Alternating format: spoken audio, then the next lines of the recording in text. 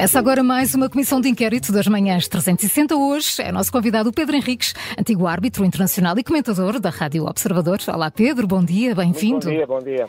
Bom dia. Ficaste preso no trânsito, não é? Completamente. Gostas tanto de ir a Lisboa a esta hora? Não, é que são duas coisas logo em comum que é interessantes, que é uma comissão de inquérito, parece um político, mas pronto, os políticos por vezes são habituados a ir às comissões de inquérito para responder pelas tretas que fazem e ainda por cima de trânsito, portanto, é combinação perfeita. E ainda está agora a começar, Pedro, portanto, daqui a meia hora estarás seguramente bem pior do que estás agora. Exatamente. E daqui a 2 horas, a ver se consigo pelo menos chegar a tempo do campeão é. Vai chegar, vamos ver, vai chegar. Pedro, eu recordo como é que isto funciona. Ao todo são 5 perguntas. Por cada resposta certa recebes 5 pontos. Se tiveres a nossa ajuda, só recebes 2. Por uma resposta errada não tens direito a nada. Vamos a isto? Ok, obrigado. Perfeito para uma manhã destas. Vamos lá. Esta é de caras para ti. Quem foi o primeiro árbitro internacional português a apitar um Mundial? Epá, nós temos a ideia que é o Campos, o Joaquim Campos, mas eu tenho a impressão que há alguém ainda antes do Joaquim Campos, mas pronto. Queres ajuda? Porque é assim, nós temos Joaquim Campos, tivemos o Rosa Santos e temos um senhor qualquer, e eu quando digo qualquer com o máximo respeito dos anos 50. É esse mesmo. É um isso. Não sei se é isso, qualquer coisa, é assim um nome. Dá uma ajudinha, Dá uma ajudinha. Vá. José Vieira da Costa, António Garrido ou Carlos Valente? Não, é o José Vieira da Costa, exatamente. Em 54 está aqui apontado. Em 54, exatamente, sim. Mas ele já fez este trabalho de casa todo. Pedro, és comentador aqui na Rádio Observador, no E o Campeão é, na televisão, escreves também em jornais. Alguma vez foste mal interpretado pelos teus colegas que ainda estão no ativo? Algumas vezes, muitas vezes. Sim, muitas vezes. Foste achincalhado? Não, fui mal interpretado no sentido, só uma vez um desses meus colegas no ativo, e eu como ex-árbitro, portanto, me ligou para tentar, de alguma maneira, esclarecer, criticar a minha análise. De resto, sei que muitos deles não ficam satisfeitos, mas pronto, isso faz parte são chamados ossos do ofício. Mas não dizem assim, tu também erravas e agora estás aqui a apontar as minhas falhas. Não. A diferença é que quando eu critico com respeito, ou seja, dou a minha opinião em relação ao lance parte técnica. Não estou a achincalhar, como temos alguns que ainda estão a fazer comentários que agarram, por exemplo, no nome da pessoa e criticam, brincam com o nome, ou criticam, ou gozam com o nome da pessoa, ou dizem, pois ele não viu porque estava a dormir, etc. Esse tipo de expressões eu não uso. Aquilo que eu faço é agarro na lei, faço a minha análise e concordo ou não concordo com a decisão do árbitro. E és pedagógico. Exatamente. E quando eras árbitro, costumavas ouvir as críticas? Eu sim. E como é que lidavas com isso? É assim, eu sim, porque sempre tive uma ligação muito próxima com a questão da comunicação social e, aliás, isso custou-me algumas coisas e uma delas era ter dito publicamente que aprendia mais com as críticas dos jornalistas do que eu aprendia com as críticas dos meus próprios observadores que me viam nos jogos. E isso custou-me depois um bocadinho em termos de carreira, porque o setor da arbitragem não gostou. Mas isto para dizer que eu li a comunicação social, mas há muitos árbitros que não leem, pois. Não se sentem confortáveis. Eu sentia-me confortável porque eu lido muito bem com a pressão e com a crítica. Pedro, as coisas mudaram muito com o VAR, com o avançar da tecnologia. Não se perdeu aquela essência de um jogo de futebol? Agora tudo é analisado ao milímetro. Vamos lá ver.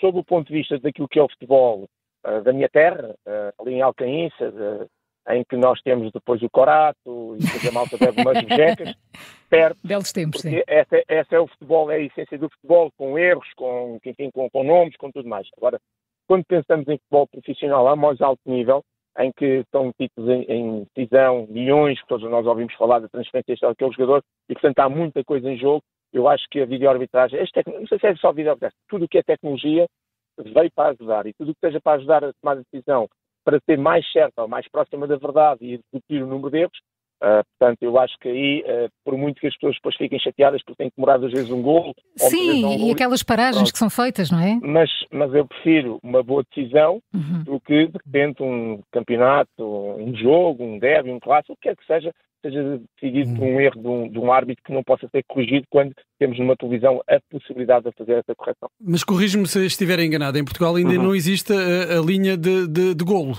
Não. Como é que se compreende isso? Porque essa aí já pelo menos houve erros no passado que eu não vou dizer que custaram campeonatos, mas ajudaram a decidir. Como é que se compreende que essa tecnologia ainda não tenha sido introduzida?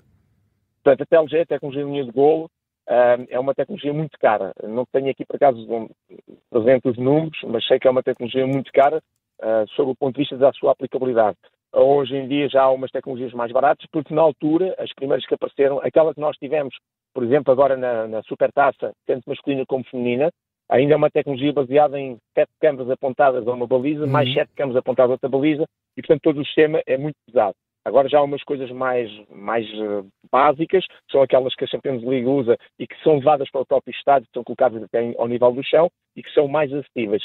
Sei que vamos ter da próxima época desportiva em Portugal, mas o atraso tem sido por causa da questão do investimento e fez todo o investimento na videoarbitragem, e recordo que na altura que fez uma videoarbitragem custa sensivelmente 1 milhão de euros por época, portanto foi digamos aí a aposta, mas aos poucos, mas sim, tens toda a razão, porque é raro pedir-se esta tecnologia, mas quando se pede é para decidir um golo e normalmente é num clássico, é num derby, é num campeonato e portanto é uma tecnologia que urge a aparecer. Vamos para os 7 pontos. Vamos tentar agora. Agora vais acertar. Esta é fácil. Continuamos a falar de ex-árbitros. Em que ano é que Pedro Proença assumiu a liderança da Liga Portuguesa de Futebol? Eu vou apontar, 5, 10 anos, eu vou apontar 2015. E apontas muito bem. Cheio. Muito bem apontado. Muito bem apontado. Ter um ex-árbitro na liderança da Liga é um sinal do valor e do reconhecimento da arbitragem? Não tanto. Eu acho que é um valor é o reconhecer do valor de uma pessoa muito específica chamada Pedro Proença. É o verdadeiro tecnocrata, é tecnicamente das melhores pessoas que eu conheci em tudo o que se mete, e portanto é daqueles líderes que nós na tropa também tínhamos muitos, que é, sob o ponto de vista das relações humanas, pronto, é entre a missão e a parte humana, a missão. E, portanto, ele é daquelas pessoas que, claramente, o que importa, acima de tudo, é a missão e cumprir a missão. E ele é muito bom naquilo que faz. E, portanto, é o Ronaldo de cada sítio. E para um árbitro, Pedro, para um árbitro o que é que conta mais? É esse lado da missão ou é o lado das relações humanas? Mesmo dentro de campo? Pergunta complicada e difícil, porque, assim, para efeitos finais, o que as pessoas querem é a decisão que a missão seja cumprida. Que é isso que o futebol espera. Mas depois, na essência, naquilo o que é que são 90 minutos? É relações interpessoais, árbitro com os jogadores, árbitros com o banco, os treinadores, etc. Eu sou daquelas pessoas que, não perdendo a parte técnica, valorizo muito a parte pessoal, valorizo muito mais. De qualquer maneira, o ideal é termos um bocadinho das duas coisas. Mas só para terminar, Pedro Proença é uma pessoa muito especial, por isso vai se candidatar à Federação Portuguesa de Futebol, por isso tenho a certeza absoluta que vai ganhar as eleições e por isso tenho a certeza que vai fazer mais uns mandatos fantásticos. Pedro Proença é das melhores pessoas que eu conheço sob o ponto de vista técnica, da missão, de cumprir missão. É uma coisa fantástica, é um animal de trabalho. Pedro, gostavas de ter outro tipo de responsabilidades e de funções no futebol português? Sem abrir muito o véu, já tive no passado, tenho no presente convites para dar o salto para outras funções, até porque vêm novos tempos, como nós sabemos, inclusive para a Federação. Estou a rejeitar tudo, porque neste momento, como foi assim desde 2010, aquilo onde me dá verdadeiro prazer é estar na comunicação social e fazer este trabalho que faço, que era escrever os meus artigos, neste caso no Público, na RTP, em termos de televisão e na Rádio Observador. Portanto, é o meu prazer, eu me sinto realizado. E depois dar formações como dou ao nível dos... Atualmente nem é com lives, é com os cursos de treinadores de futebol. Portanto, a parte técnica, a lei de jogo, o penalti fora de jogo, é isso que eu gosto. E, portanto, não vou, digamos, mesmo para a parte técnica, para a direção, ou para o dirigismo, ou para as federações, ou onde quer que seja, ou para as associações, não. É aqui que me sinto confortável e, portanto, tenho a certeza, e estou a dizer isto hoje, e daqui a 3 meses ou 4, vou dizer exatamente a mesma coisa, porque as eleições vão ser em janeiro na Federação, provavelmente. Portanto, não vou sair deste registro para já, porque é aqui que eu sinto feliz. Mas nota-se isso, o entusiasmo. Mesmo para quem não domina o futebol como eu, nota o entusiasmo do Pedro Henriques e que ele é feliz a fazer isto. Pedro, vamos seguir em frente. Terceira pergunta. Voltamos aqui a uma questão de datas, não é? E a pergunta é: em que ano foi oficialmente introduzido no futebol o sistema dos cartões amarelo e vermelho? Ora bem, essa pergunta agora é um bocadinho mais difícil. Porque isto é aquela situação do tal senhor que foi árbitro que se lembrou de repente de usar o cartão amarelo e vermelho. Exatamente. Eu acho que isso foi para ali para um campeonato qualquer, para um mundial, não sei se... Estás lá, um campeonato do mundo? Não sei se no México, não, no México não. Uruguai, não interessa. Vais ter que dizer datas, que eu não ligo. Ok, 86. Não, foi antes. Antes. Queres aqui uma ajuda? Antes, mas estavas perto, estavas quente, quando falaste aí em México. Pois. Mas não sei, ou é alguma ajuda... mas então não tenho damos-te aqui uma ajuda, então. Foi num campeonato do mundo da FIFA, claro, e damos-te aqui a ajuda de 66, 70 ou 74. Há quem diga que a virtude está aqui. Pois assim, a coisa é fácil. Ele não gosta de ver. O Pedro não gosta de ver. Vou para o 70. E vais muito bem. O campeonato do mundo que também foi no México. Obrigado, Fernando Mendes. Já parece o preço. Não, Pedro, mas de facto tens a história, conheces a história, de facto. Houve um árbitro chamado, eu estive a ler sobre isto, Ken Aston, que fez uma campanha de facto para codificar o sistema de cores durante as partidas, porque mesmo quando havia jogos internacionais as pessoas não falavam a mesma língua e não sabiam muito bem o nível de repreensão. Achas que se mostram muitos cartões em Portugal, demasiados para aquilo que o jogo pede? Está melhor, mas a média, nós temos aqui algumas médias em que ficamos um bocadinho na cauda. Estou a falar das principais ligas, aliás, não é só das principais ligas, aquelas 30 ligas que normalmente, europeias, onde normalmente é observado exatamente essa estatística. Tem a ver com os cartões. Nós atualmente estamos com uma média de 5, é as faltas, muitas vezes temos faltas. Por acaso, a época passada tivemos uma média de 28, o que não foi nada mau, mas normalmente as médias a nível europeu temos ligas com 22, com 23, com 24, os amarelos muitas vezes 2 a 3 e nós estamos nos 5, e é também a questão do tempo útil. Aliás, destas 3, neste momento é o tempo útil que mais nos preocupa, que é aquele que também nós andamos um bocadinho mais na cauda, embora temos tido algumas melhorias nesse campo. Mas sim, a Liga Portuguesa, sob o ponto de vista dos amarelos, das faltas e do tempo útil, normalmente os números não são muito bons quando comparado com as outras ligas. E porquê é que isso acontece? Porque é que o tempo útil de jogo, imagino que seja o tempo em que a bola está de facto em jogo. Sim, exatamente. Tem a ver com as faltas também, demasiadas faltas também cortam tempo útil. Porquê é que isso acontece? Tem a ver com a cultura de futebol, porque depois os treinadores portugueses também se calhar vão lá para fora e jogam de forma diferente, não é? Pronto, é tudo. É a cultura que mexe com os árbitros, com os jogadores e com os próprios treinadores. E é fácil uns apontarem-se, digamos, culpas uns em relação aos outros. Claro que os árbitros têm essa responsabilidade também, porque assim, com as mais faltas e mais cartões amarelos demonstrados, em teoria, mais vezes tens o jogo interrompido, porque depois não é só mostrar o cartão amarelo, é a discussão que se gera, é a conversa, é depois o recomeçar o assentar, que é outra coisa que já podia ter sido ultrapassado o tempo que os árbitros muitas vezes perdem a escrever, que já não faz sentido, quando há quartos árbitros. Estamos a falar de futebol a mais alto nível. Bem, mas de qualquer maneira, é um bocadinho isso, é também os jogadores que acabam muitas vezes por responder às indicações que as equipas técnicas lhes dão, porque sentes-te confortável num determinado resultado, então quando não é expectável esse resultado, portanto, acabas por usar a queda, o enrolar, o pedir assistência como uma estratégia, e é a própria lei de jogo que poderá vir a dar uma ajuda no futuro. Por exemplo, se tivermos tempo útil de jogo, como temos nas outras modalidades com o futsal, já se fala nisso, para termos 30 minutos de tempo útil, mesmo que queiras fazer quebras, podes sempre fazer quebras no ritmo, mas toda a gente sabe que tens de jogar 30 minutos em cada parte. É a questão das próprias assistências. O Rei deu aqui alguns bons exemplos, em que não é preciso parar o jogo, ou o jogo está parado para receber uma assistência. Claro que depois tínhamos de ver a questão das áreas, que aí seria mais complicado, mas portanto há um jogador que está lesionado e a equipa médica poderia perfeitamente entrar para solucionar, e se isso acontecesse, o jogador ou está mesmo lesionado e pedir assistência, ou então já não valia a pena ter assistido se não estiver lesionado, porque não adianta nada, porque o jogo continua. Portanto, há aqui um bocadinho de tudo, onde os árbitros têm também uma cota parte, obviamente. Pedro Henriques, 9 pontos neste momento. Vamos em frente. Agora vamos para os 5. Estiveste 20 anos na Academia Militar, saíste lá como Tenente-Coronel. Ora, a Academia Militar nem sempre teve este nome. Antes Escola de ser... do Exército. Epa, também não tens piadinha nenhuma assim. Nem deixa. Deixa jogar, Pedro. Deixa jogar. Esta era de caras, essa se eu falhasse, o Estado deixava-me pagar.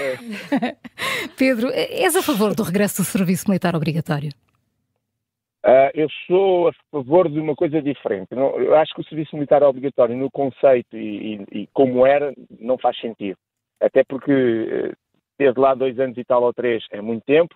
Estar só lá 2 ou 3 meses, o dinheiro que rebentas em material e tudo mais não faz sentido. Eu sou apologista de que deveria haver aqui qualquer coisa, e há alguns sistemas parecidos com isto, em que as pessoas teriam ali uma ida à instrução militar e o conhecimento podia ser de ano, 2 em 2 anos, fazer ali qualquer coisa, tipo uma semana, 2 semanas, com conhecimentos básicos de coisas muito básicas e simples. Nós estamos num momento em que o mundo sempre esteve assim, mas a nossa Europa está num momento extremamente difícil e percebemos que, de repente, quando se fala, por exemplo, como é o que acontece no conflito entre a Ucrânia e a Federação Russa, portanto, de repente não é só os militares que têm que defender o país ou defender o país, portanto, é o povo, é a nação em armas, por assim dizer.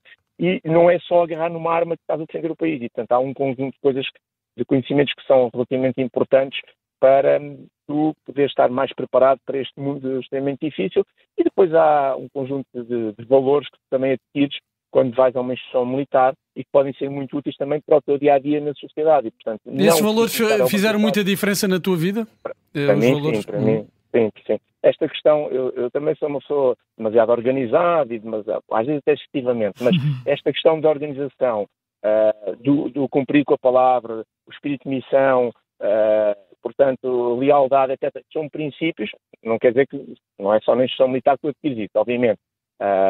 Aliás, começa a adquirir no sítio mais relevante e importante, chama-se família, e sobretudo no exemplo que vem de cima, dos pais, mas de qualquer maneira a instituição militar ajuda a cultivar muito este tipo de valores, e depois o espírito de grupo, o trabalhar em equipa, o respeitar o outro, o posto na pressão. Portanto, a instituição militar tem sempre um papel muito importante, continua a ter, por isso é que sou a favor exatamente de um sistema onde as pessoas possam ir tendo periodicamente um contacto com isso, com esses valores. Pedro, vamos então para a última pergunta, ver se consegues atingir aqui a marca de 19 pontos. Vamos mudar aqui um bocadinho a agulha, vamos falar de política. Tu vives no Conselho de Mafra, é isso?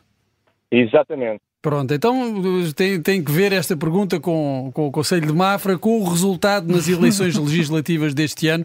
Que partido venceu as eleições no Conselho de Mafra? É o PSD, o Partido Social Democrata.